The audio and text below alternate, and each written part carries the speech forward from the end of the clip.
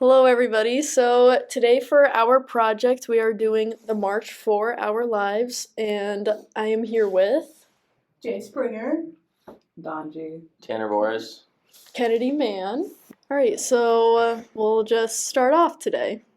Alright, so like a synopsis of what happened was March of Our Lives was a protest sparked by the tragic shooting of Stoneman Douglas High School in Parkland, Florida on February 14th, Valentine's Day of all days. In 2018, 17 people were killed and then others were injured in one of the deadliest shootings in U.S. history. The survivors of the shooting, particularly students who experienced the terror firsthand, emerged as vocal advocates for gun control and stronger measures to prevent similar tragedies. They organized the March of Our Lives protest, which took place on March 24th, 2018, in Washington, D.C., as well as in cities across the United States and around the world. The protest aimed to demand legislative action and address gun violence to advocate for stricter gun control laws. So, as mentioned before, the March of Our Lives movement appeared because of the Marjorie Stoneman Douglas High School shooting.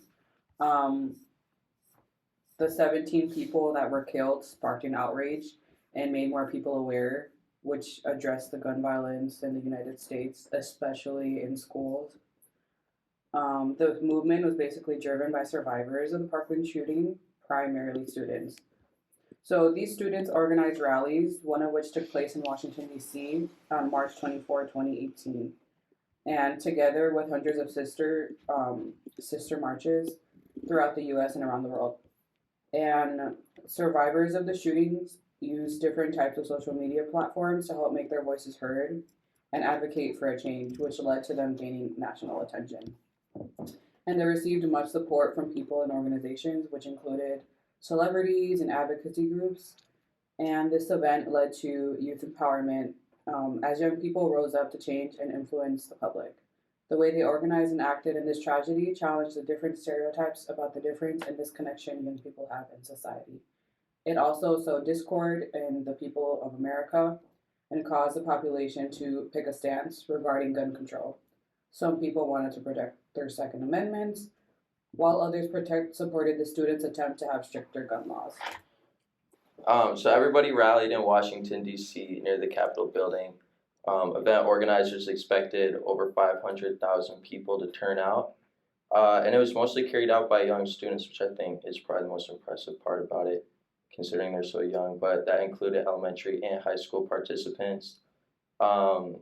And then there was another rally in LA with thousands of people, and then a school walkout on March 14th, which was a month after the shooting.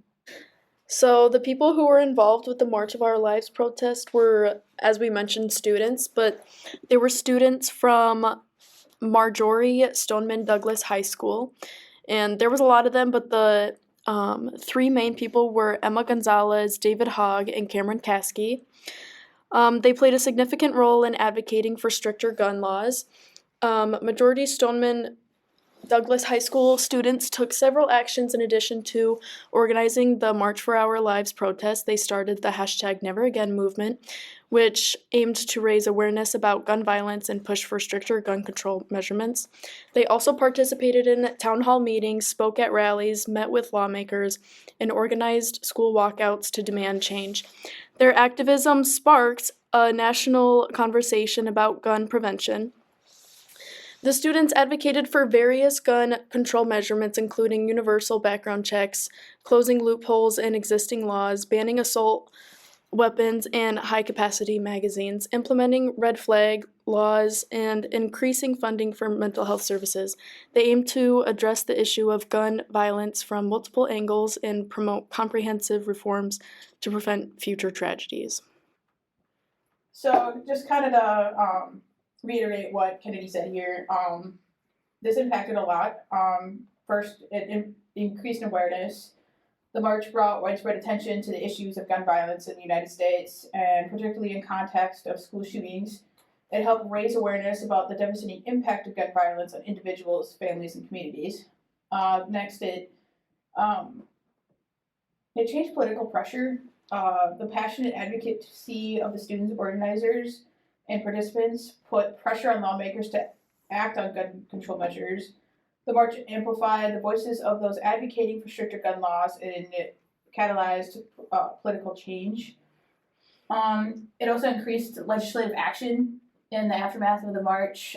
There were some legislative efforts at the state and federal levels to address gun violence. While comprehensive gun control legislation has been difficult to pass at the federal level, the march contributed to discussions and debates about gun policy and promoted some states to enact stricter gun laws. This also promoted voter mobilization. The march galvanized young people, many of whom were not yet old enough to vote, to become politically engaged and to advocate for change. It helped mobilize a generation of activists who continue to work on issues related to gun violence prevention and other social justice causes. And then the overall cultural impact, the March of Our Lives protest also had a cultural impact, inspiring art, music, and other forms of expression that further amplified the message of the movement and helped sustain momentum for change. Overall, while full impact of the March of Our Lives protest on gun policy and culture is difficult to measure, it undoubtedly played a significant role in shaping public discourse and driving efforts to address gun violence in the United States. Yay, we're done. So that's all we have for you guys today. I hope you learned something about the March for Our Lives protest, and have a good one.